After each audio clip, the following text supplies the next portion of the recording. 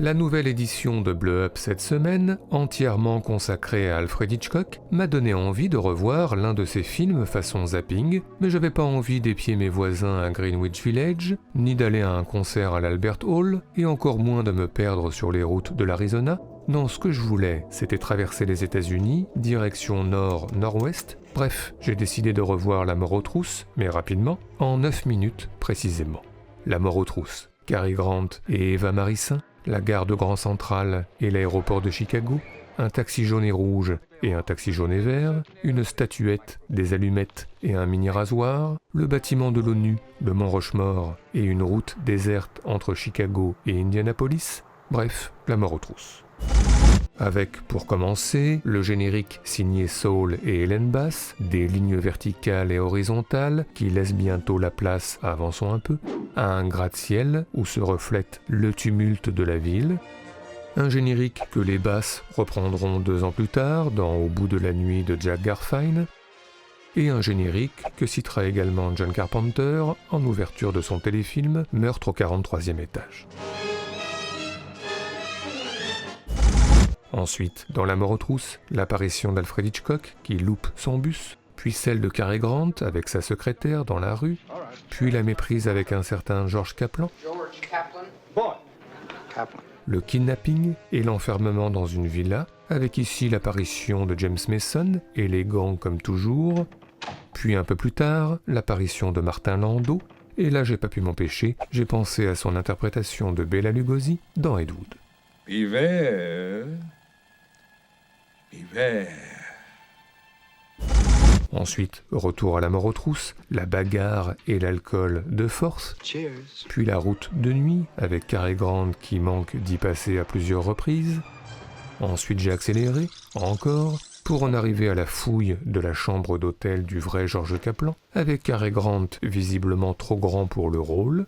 Ensuite, Cary Grant qui se rend à l'ONU, et je me suis dit que ce serait bien de faire un jour dans Blow Up un top 5 sur l'ONU au cinéma. On y verrait le début de 2 hommes dans Manhattan, avec Jean-Pierre Melville en voix off. La séance n'avait pas été particulièrement mémorable. On y traduirait les discours des diplomates avec Nicole Kidman dans l'interprète. Et enfin, on écouterait Thierry Lhermitte en ersatz de Dominique de Villepin pour un fameux discours dans Quai d'Orsay. Et c'est un vieux pays, la France, d'un vieux continent comme le mien, l'Europe, qui vous le dit aujourd'hui. Ensuite, je suis revenu à La Mort aux trousses, le meurtre au couteau, puis Cary Grant en fuite en un plan géométrique à tomber par terre. S'ensuit une réunion secrète du contre-espionnage où l'on apprend que George Kaplan n'existe pas et n'est qu'un leurre destiné à tromper l'ennemi, et Léo G. Carroll, debout, de souligner l'ironie de la situation. Cary Grant vient de donner corps et vie à une abstraction. Bref, comme dans le générique de début, où des lignes horizontales et verticales laissaient la place à un building new-yorkais. Ensuite, j'ai repris le fil de La Mort aux trousses avec l'arrivée à la gare de Grand Central et hop, une pensée rapide pour Alex, en mauvaise posture dans Madagascar. Puis dans La Mort aux trousses, Cary Grant sur le quai, dans une ambiance très Edward Hopper.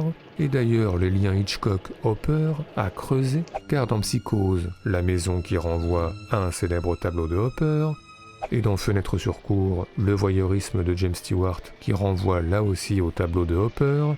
Oui, un recut Hitchcock-Hopper, bientôt dans Blow Up.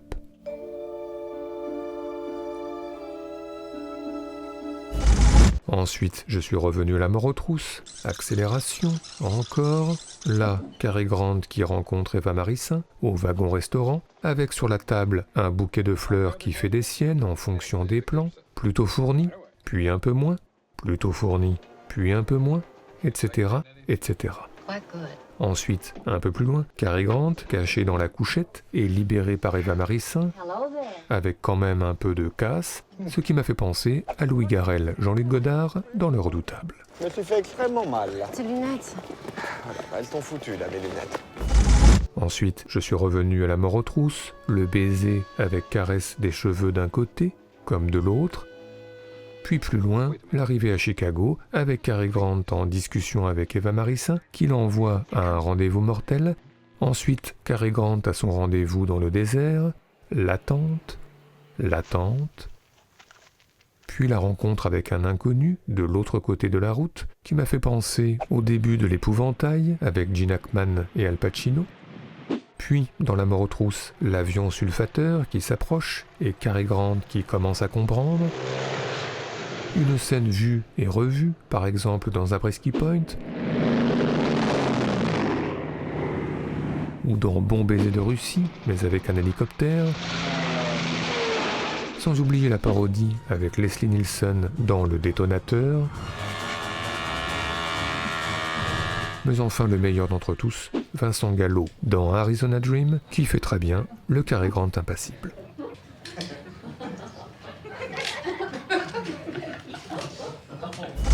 Ensuite, dans La mort aux trousses, Cary Grant qui retrouve Eva Marissin à l'hôtel, puis la vente aux enchères avec un James Mason très possessif qui fétichise Eva Marissin comme un objet, puis un peu plus loin, Cary Grant qui fait le malin pendant la vente, et tiens, à quand un top 5 spécial vente aux enchères dans Bleu Up, on y retrouverait Octopussy avec Roger Moore, Louis Jourdan et un œuf de Fabergé, mais aussi l'affaire Thomas Crown avec Steve McQueen, Faye Dunaway et des tableaux, sans oublier L'ami américain, Bruno Gans, Dennis Hopper et des tableaux aussi.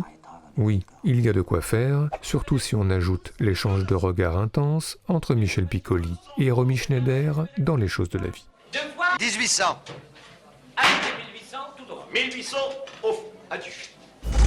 Ensuite, dans La mort aux trousses, la rencontre sur le tarmac entre Cary Grant et Léo G. Carroll, puis la découverte du mont Rushmore, et hop, le monument attaqué par des aliens facétieux dans Mars Attacks, mais aussi dans un genre différent, le monument commenté par un Bruce Dern taciturne dans Nebraska. Doesn't look finished to me. Washington's the only one with any clothes.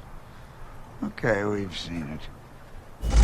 Après, je suis revenu à La mort aux trousses, j'ai accéléré, encore, là, le coup de théâtre au restaurant, avec un figurant enfant qui a un peu d'avance sur le coup de feu à venir, puis ensuite, la forêt en un plan toujours aussi géométrique, puis le numéro d'équilibriste de Cary Grant, et enfin la découverte de la maison de Van Damme, à laquelle les frères Cohen ont rendu hommage dans Ave César. Puis, dans La mort aux trousses, Cary Grant en approche, non plus trop grand comme précédemment, mais maintenant curieusement tout petit, et du coup une pensée fissa pour l'homme qui rétrécit. Puis dans La mort aux trousses, le coup des allumettes, le reflet dans la télé, et enfin la poursuite au sommet du mont Rushmore, avec suspense, corps suspendu dans le vide, et happy end dans le compartiment de train, ponctué par une célèbre métaphore sexuelle, et le carton de fin. Et tout ça, ça m'a donné envie de faire plein de trucs, visiter le bâtiment de l'ONU, et me balader au mont Rushmore, me replonger dans les peintures d'Edward Hopper, et creuser les liens entre cinéma et architecture, mais surtout revoir tout Hitchcock, revoir tout Cary Grant, et réécouter tout Bernard Herrmann. Enfin bref, j'ai revu La mort aux trousses en 9 minutes chrono, et bah c'était vachement bien.